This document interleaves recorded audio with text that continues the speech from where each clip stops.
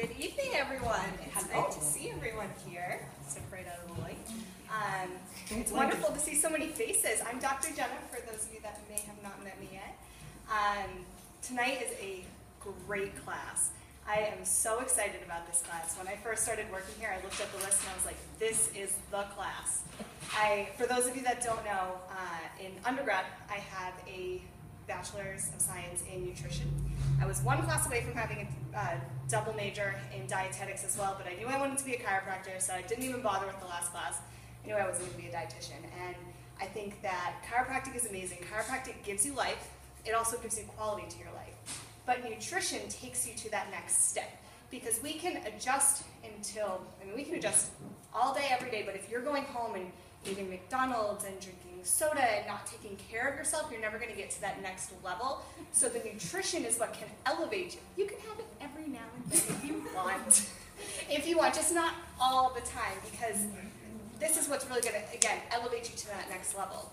This weekend, I was watching my daughter. She's 3.5 months old, and my mom came over to help me out, and she's holding Lily, and we're talking, and 45 minutes later, she's like, what are you doing? And I'm like, oh, I'm cooking. She's like, oh, you're doing all your meals for the week. I was like, no, this is just for tomorrow morning.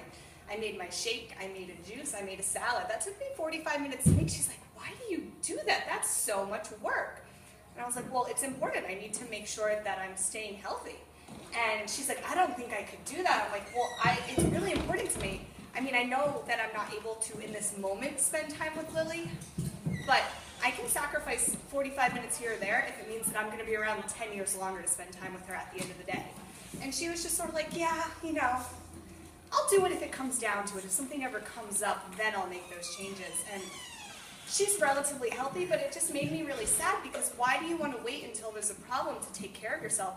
There's no better time than now to start taking care of yourself, so you never get to that point where you're in trouble. So for everyone here tonight, I mean, it's great that you're here engaging in this learning process, and take something from this class and not only implement it into your life, but share it with someone that you love so that you can grow old and happy together with them, because that's what I want, and that's what I want for every single one of you.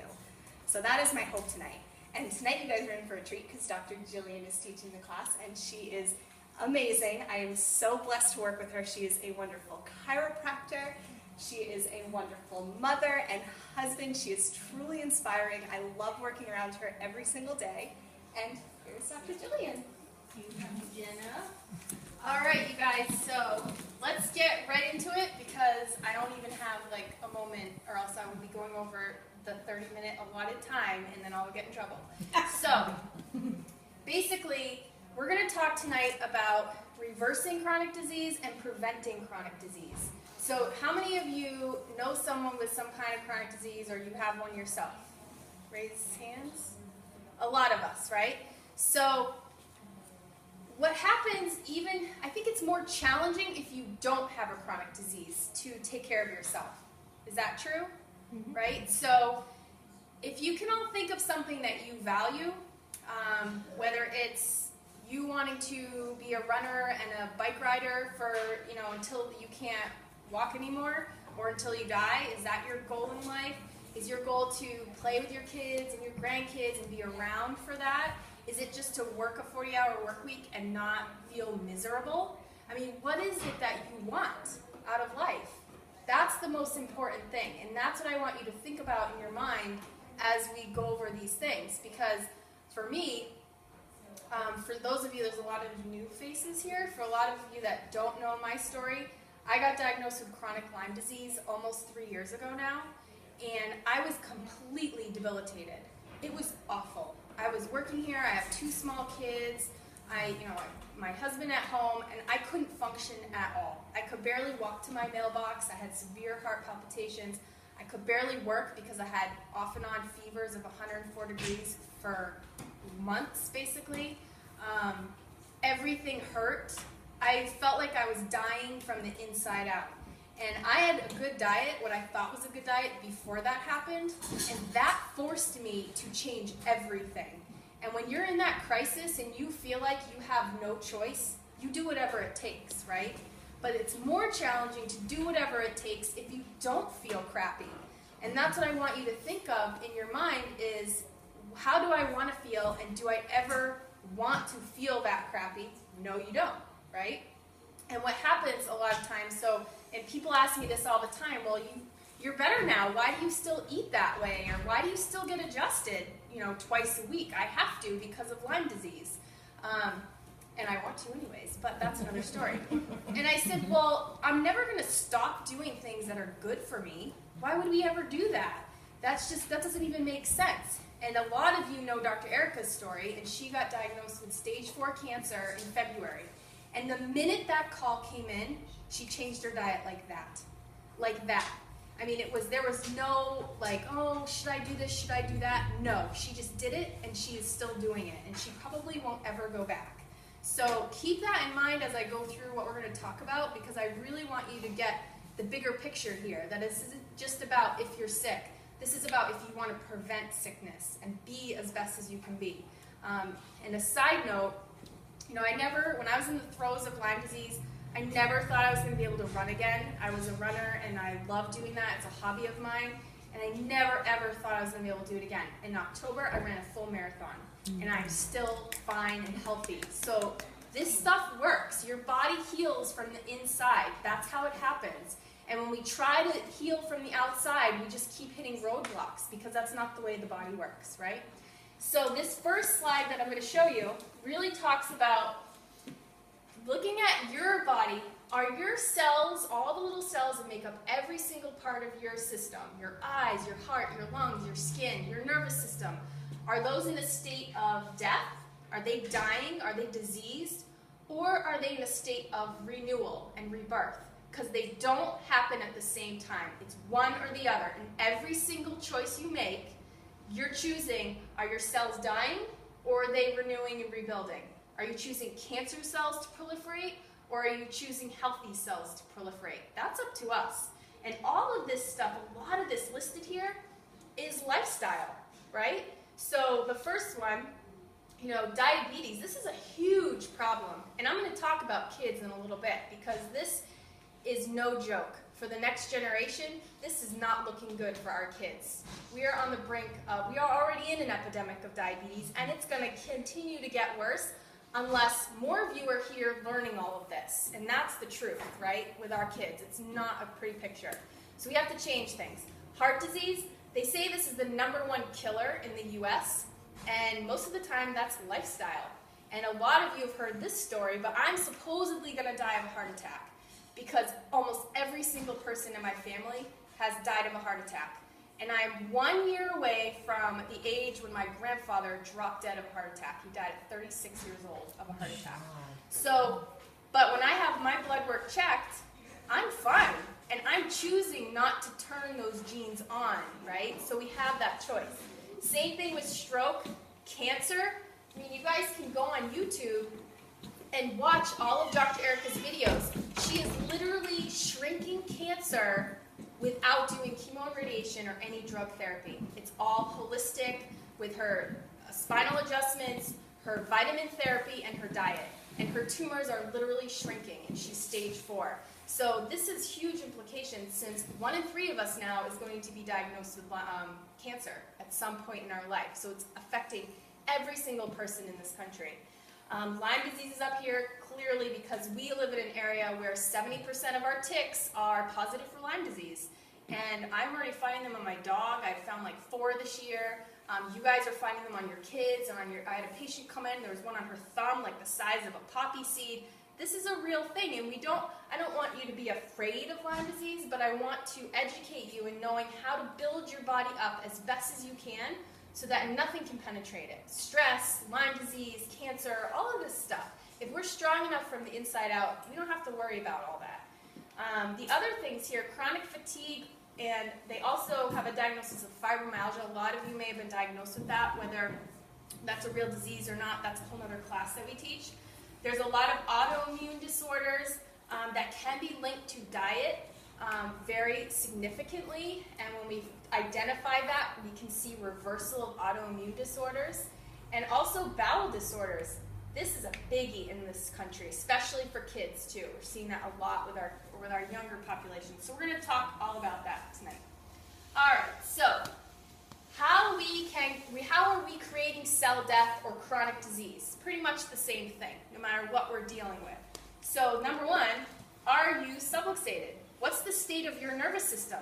That controls every single cell, fiber, muscle, tissue, organ in your body. If your nervous system is being neglected or it's not in a state of health, then none of the rest of it matters, because that's the master controller. So what's the state of your spine? Are you subluxated?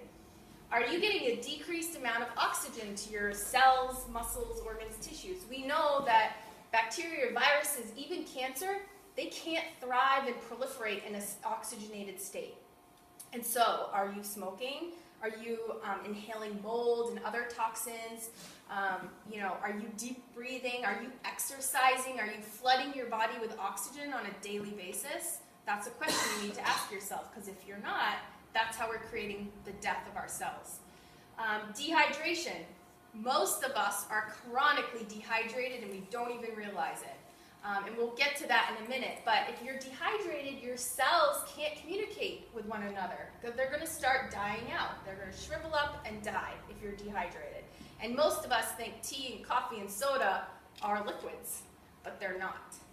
They don't count at all. And then malnutrition. So when I took a couple of nutrition classes in college, the doctor would talk about this fact that even though the majority of our population is overweight or obese, those people are malnourished. They are so depleted of nutrients and anything that's vital for the body because they're eating empty calories and things that are dead, and they don't provide life. If we eat life, we're going to produce life in our body. So we can be extremely malnourished and not even know it because we're not emaciated. Right? And that's a big deal, because if you don't look emaciated, a lot of times you think you're getting everything you need, but that's not the case at all. So how we're going to create cell renewal, number one, like I said, establish and maintain a healthy nervous system. That's number one. The second thing is quit smoking, decrease that mold exposure if you have that in your house, exercise every single day, even if it's 20 minutes. Just get outside and walk on a treadmill, whatever you can do to increase the oxygen to your cells. This dehydration thing, we should be getting about half of our body weight in ounces of water a day. And that's if you don't move.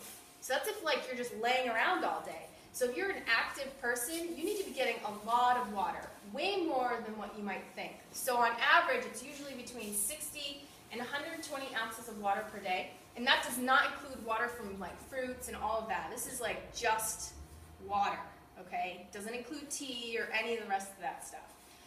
And the last one that we're really going to focus on tonight is eating whole foods. A live, living food that's not in a package that you rip open or that can stay in your cupboard for months or years and it never goes bad. That stuff creates malnourishment because it fills you up with nothing and you don't have any room left over for the good stuff, okay? So, we're going to talk about the 80-10-10 principle.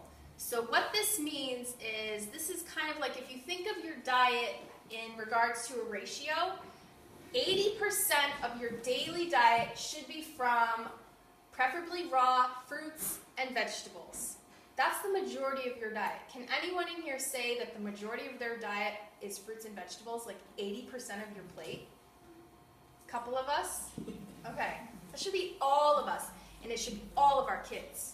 That is so, so important because our kids, and I said this to the team the other day, when I was on vacation in February, we went to this, my kids are into these bouncy houses because my daughter's almost 5, my son just turned 7, and they just want to jump around. And this winter was heck for them because they didn't get to get outside, right?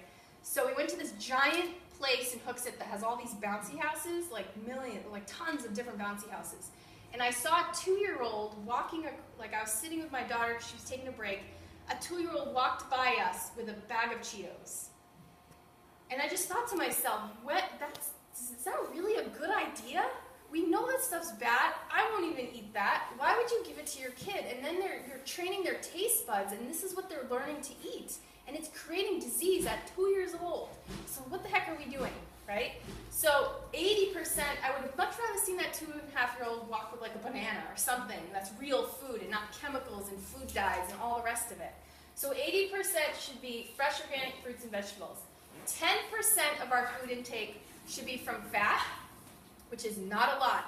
So if you're on a classic 2,500 calorie a day diet, if 10% of your calories from fat might be a handful of nuts, half of an avocado, that's it. And I'm going to talk about this, I think, when we get further, but what we're finding is, especially with diabetes, diabetes is not a sugar problem, and we'll talk about that when I get to the resources in a minute, but what we're finding is it's a fat problem. So the more fat that you intake, the more diabetes promoting your diet is, which is definitely an alternate to what we've been taught, right? So it's increase your fat, increase your protein, don't eat any sugar. But what we're finding is patients that are on a starch-based diet or a fruit-based diet are able to reverse their diabetes. So it's not about sugar from fruit. And I mean not refined sugars like sodas and cookies. I'm talking about sugar from fruit and vegetables can help reverse diabetes if you limit your fat intake. And this is similar to candida, which is a yeast overgrowth. I'm going to teach a whole class on that at another time. The other 10% of your daily diet should be made of protein. And this one, we have so much misinformation in this country about protein.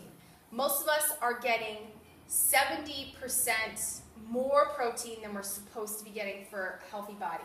So even if you look at CDC statistics, they say that for proper nourishment, you only need about 5 to 7% of your daily diet from protein. Any more than that starts to cause kidney problems, osteoporosis, and it creates inflammation in the body, which is any chronic disease, even Lyme disease and cancer, it's inflammatory. So how are we going to decrease the inflammation? Decrease the protein, and that includes animal products, and we'll talk about that in a minute. But so when you're getting your protein, you really want to get it from green leafy vegetables, beans, different seeds and sprouts like quinoa, barley, millet, and all of those really healthy anti-inflammatory foods. And I'm going to show you what a day would look like with this in a minute, okay?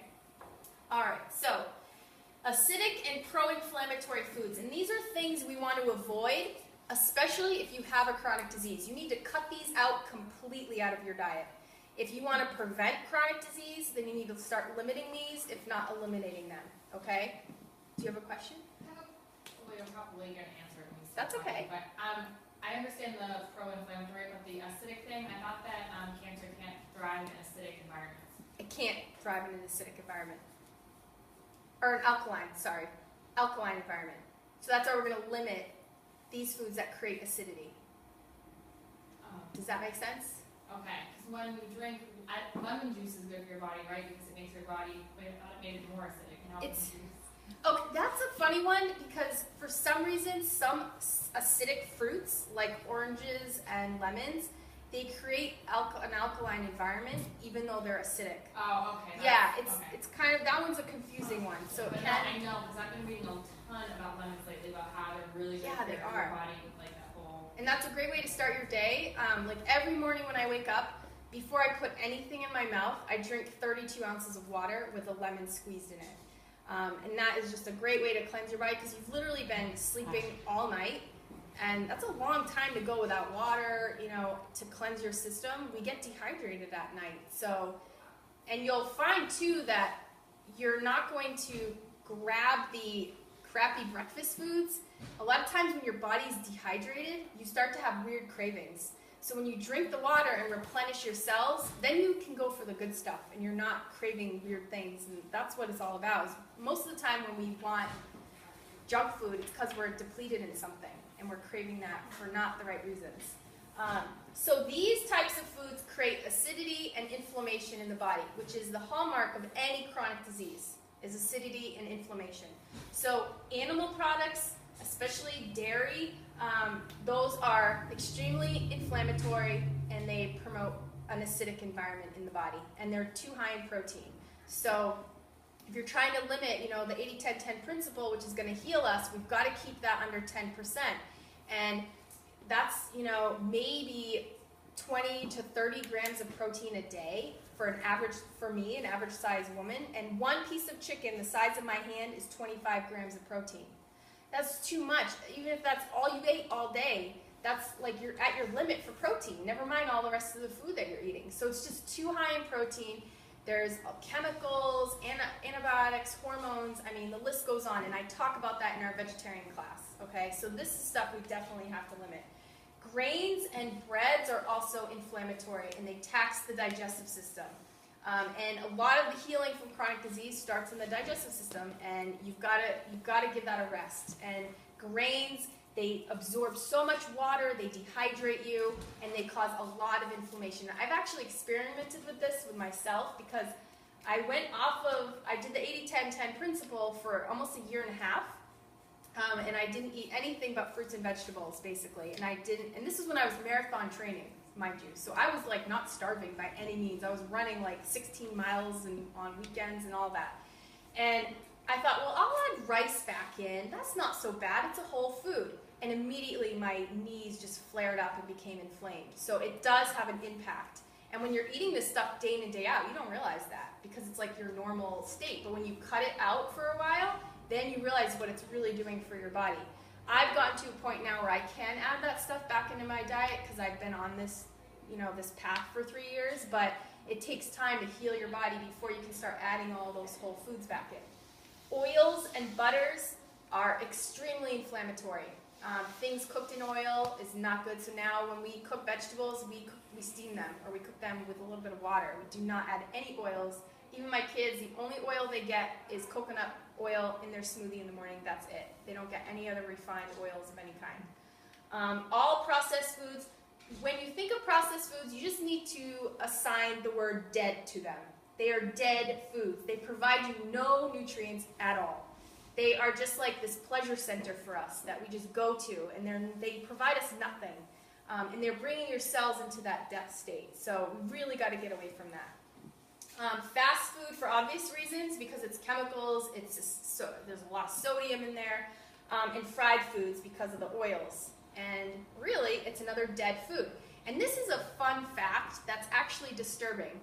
Do you guys know what the most consumed vegetable in the U.S. is? French fries. Potatoes. And I am a fan of potatoes. Potatoes are good for us, and that's on our allowed list if you want to call it that. But when it's fried in oil and cooked at such a high temperature, there's nothing left there. It's a dead food. And that's what our kids are eating. That's the #1 vegetable consumed. That is not okay, right? And those of you that have kids, because now that my son's in school, we pack his lunch every day. He's the only kid, one of the only kids in his class that has a home packed lunch.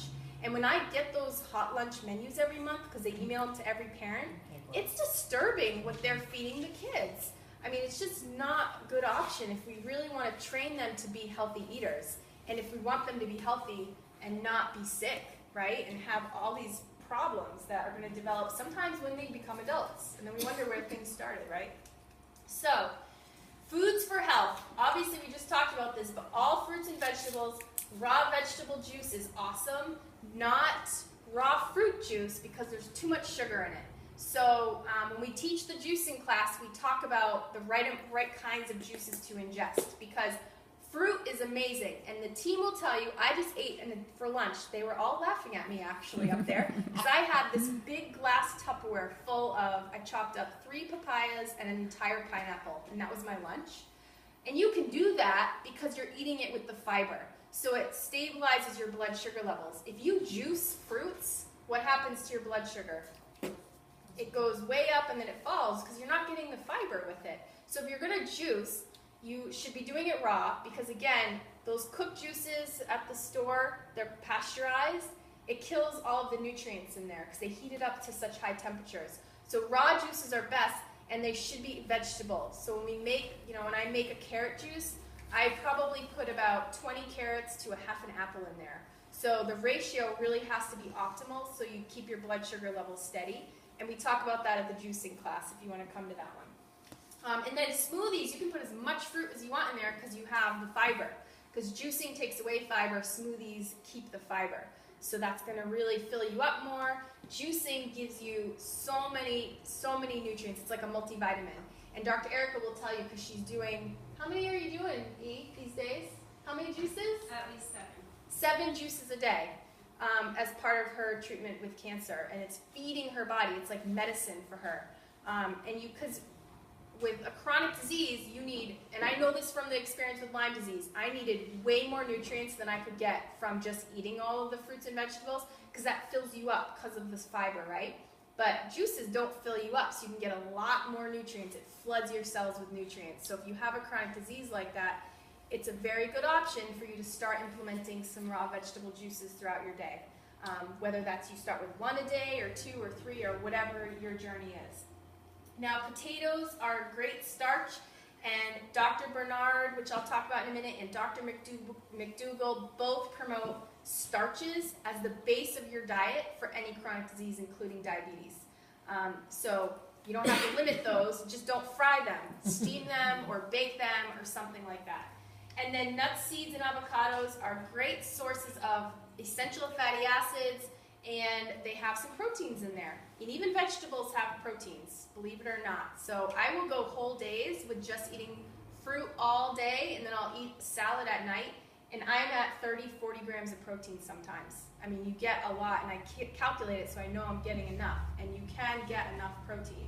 And then you can throw in beans in there too, because those are a great whole amino acid containing food. So this is a sample day, and I'll give you some resources because this is just kind of what I do during the day. So I'll give you some other resources, you can look up other things. But for breakfast, basically a smoothie with fruit and spinach or kale or something green in there, whether it's a green powdered mix. They make a lot of good ones now that are all raw, and it's a ton of greens powdered down. You can add that in there. Snack on fresh fruit, raw vegetable juice, and honestly, especially if you have a sweet tooth, because refined sugars are very acidic and they're cancer promoting. And Dr. Erica knows this because she's learned a lot about cancer, obviously. She's cut out all refined sugars. Sugar feeds cancer cells. But when you're getting it in the form of fruit, there's other phytonutrients in there that help you fight off cancer. And it doesn't hit your system like refined sugar does because of the fiber. So fruits are a great resource if you have a sweet tooth, because they satisfy that feeling and that need for that without getting the damaging effects to your body. So fruit, and it's easy. Fruit is fast food, right? I mean, how easy is it to grab a banana? And you can eat as many as one of them. This is the beauty of Whole Foods, because how many of you really want to sit there and eat 6 bananas? Eventually you're going to stop, because it's a whole food, and your body is so smart, it knows to shut off when you're done. But you could literally pop that can of Pringles and eat the entire canister, right? Because it's so dead, there's no nutrients, your body has no natural shut off. So you just keep eating them. So when we see, and I've done this where I've eaten about 7 bananas for lunch, and everyone's like, how can you eat that many? I'm like, yeah, but you could eat a whole bag of chips and no one will be the wiser. Because that's like the norm, and it should not be the norm. We should be eating these whole foods that are actually feeding us, because then you don't have to worry about how much you're eating, because your body's going to know to stop. I mean, eventually you're going to get to like that 4th banana and be like, I'm done, I'm so full. But with the chips, it's like, I want more, right? And it's just disservice for us. And they chemically engineer that crap to do that. I mean, they want you to keep eating them, so you keep buying them. So just not a good option. So lunch is usually a large salad, and you can put fruit, vegetables on there. And instead of oily dressings, if we're getting rid of the oil to decrease the inflammation, use lemon and lime. That is a great substitute for any type of salad dressing. You can throw balsamic vinegar on there. I mean, lemon and lime is my go-to, and it's really awesome once you get used to it. And it gives you kind of that craving for a sodium also that you sometimes get because we're cutting out sodium. More snack ideas, celery with some raw almond butter, or another raw vegetable juice. The more juices you can get in, the better. You could even do another smoothie. Pack that in the morning. Make a double batch in the morning, drink one for breakfast, save the other one for lunchtime snack. And then dinner, load up on the vegetables. So steam them, eat them raw, whatever. You can even add in some baked potatoes, add some protein, green peas, black beans, whatever you want, and then even make it fun, homemade guacamole, or be creative. And there's tons of resources online where you can get different plant-based recipes, and I'll show you that in a minute. Does anybody have any questions on this sample day? I'm feeling a lot better about what my son eats for his main meals. That's great to All he hear. wants to eat are like squeeze pouches and fruits and veggies and stuff, and I'm always trying to get him to eat more meat. I'm like always trying to like shove meat in his mouth because he doesn't like to eat it all the time. But now I'm realizing that that kind of protein isn't even that important. Yeah, and kids innately know what they need. We had a birthday party at my daughter's preschool, and there were, we all brought stuff. And to make a long story short, there was like the cake and the cupcakes, and then there was like some fruit salad. Do you know what all the kids were going for? The fruit salad. I mean, kids, my daughter will eat fruit all day, and I actually let her do that, but kids know what they need typically. And I feel like a lot of times we get into that rut with the kids because we've trained them to eat improperly, and then they are victim of the same thing that we are with the chemical engineering of the food. And then they start craving that stuff, right? So, and I find too that honestly, plant-based is a lot easier to prepare if you're not cooking meat, and it's less expensive if you're not buying all of that stuff all the time. Does anybody else have any questions about this? Deb? Eggs. I've heard a word about an egg, and I was wondering. No, I do love eggs. Eggs, and for some people that need more protein, because actually with Dr. Erica, after she got all of her blood work done, because she's now healing and she requires more of the protein building blocks to heal her bone where the tumors are leaving and that sort of thing, she's actually added in some eggs, but she gets them from my chickens. So we know it's organic, and they're non-GMO and all of that, and they're free range. I don't have a real big problem with eggs. For some people, they can promote inflammation. So it's really on an individual basis, but I don't think that they're off limits per se. Yeah, that's a good question. Shirley, did you have a question? Yeah, somewhere I was reading recently in Time Magazine or whatever that they had done like several different diets, and I think this was around more heart disease piece. And it ended up that the high good oil diet was by far the most successful, and they felt it was actually immoral to continue the study because it was so significantly better for people. Now we're talking about avocado and olive oil. So that's a good comment. Mediterranean oils. Yeah, so I'm going to direct you to this resource, and I have it on one of the slides. It's called nutritionfacts.org, and this is a medical doctor that has a site devoted to researched nutrition information, and he is pro-plant-based. A lot of my presentation is based off of his research. He has 3 YouTube videos on Mediterranean diets, and the studies show that the results they're getting on the Mediterranean diet has nothing to do with the oils. It has to do with the vegetables and the fruits that they're eating. So it's comparing research. But yes, you are right about the Mediterranean diet. But look that up because it's an interesting contrast to that, because he kind of eliminates the oil from it, and he shows you what really is causing those results.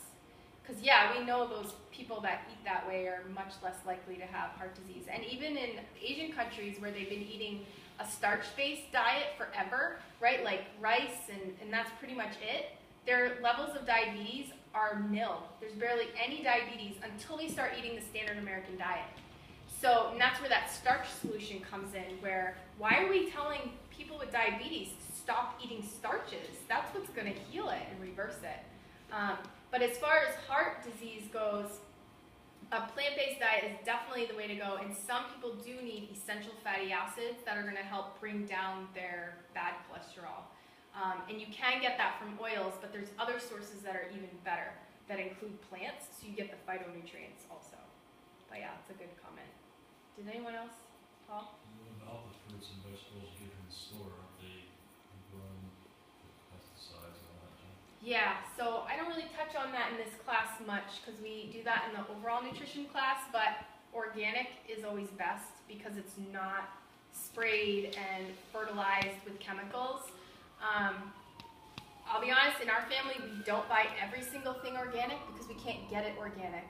But we do live in a good area where there's a lot of farms, and we have the awesome farmers market where we can get some locally grown stuff, because we are finding that sometimes locally grown produce is better than organic produce, because it's not shipped from so far, because they pick it when it's not even ripe, and then the nutrients start to deplete. So, I mean, you can get something that's non-organic, but that's local, that may be way better for us than something organic shipped from California that's not even ripe, and then it sits in the supermarket for weeks, right?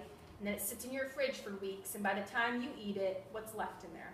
So that's a really good point. And if you have a garden, I mean, that's the way to do it, and just stock up for the summer, or the winter.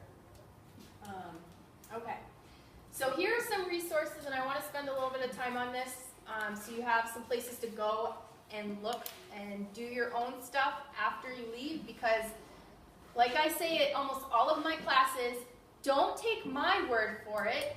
Take what I offered you and then go out there and research this, because that's how you're going to get empowered, right? I don't want you to just believe what I say as it. I want you to take what I say and then use it as a stepping stone to figure out your own path.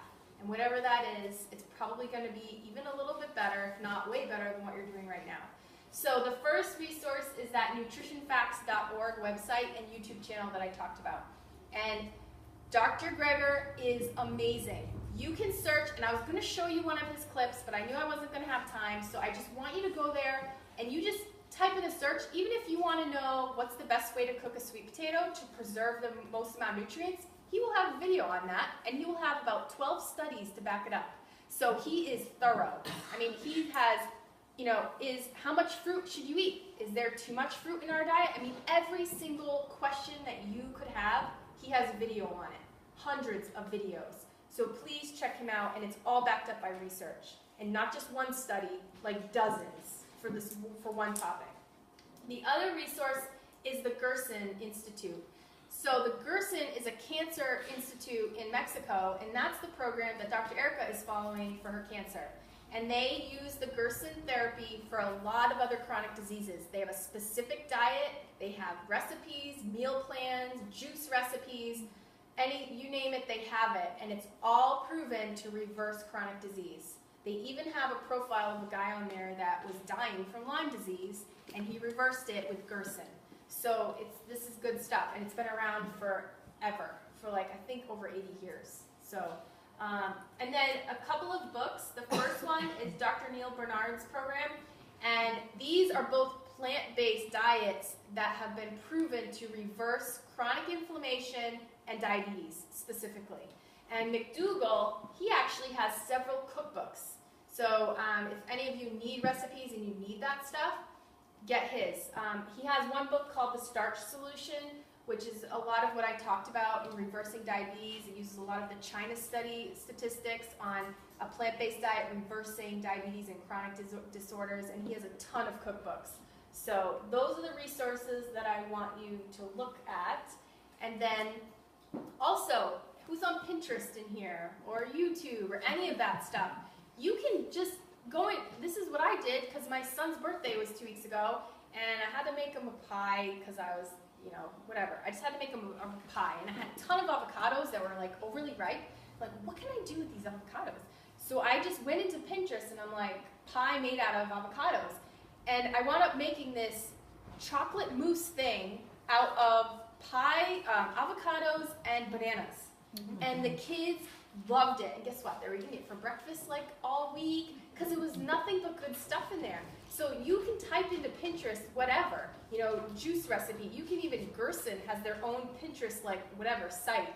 I don't even know how to use it really properly yet, but I'll just type in any recipe I want to make, and you can find it on there. So there are so many resources. If you want to make a vegetarian lasagna or whatever you want to do, just use that stuff. Technology is the best thing right now for us if we want to learn and be healthy, right? So I urge you to look at all of these resources, email me, ask me questions, whatever you need. I'm here for you to help you. And what I really want to impress upon you is that, and I love how many people are here. This is awesome and amazing, because I'm encouraged that you guys want to make a change. But this room should be standing room only. If we are really going to make an impact, how many more people? You probably can think of someone in your head right now that should have been at this class, right? Or they should be at every one of these classes, learning how to be a better them. And that's what we need to do, because we can only spread this message so far. But we really rely on you guys that are actually making that change and noticing that change in your body, and then you want to share that with someone that you love and get them here so that they can make the change too. And that's what we're counting on, you guys helping us, because we can only do so much. But I thank you guys for coming, and like I said, check these resources, email me, ask me questions, we're here for you.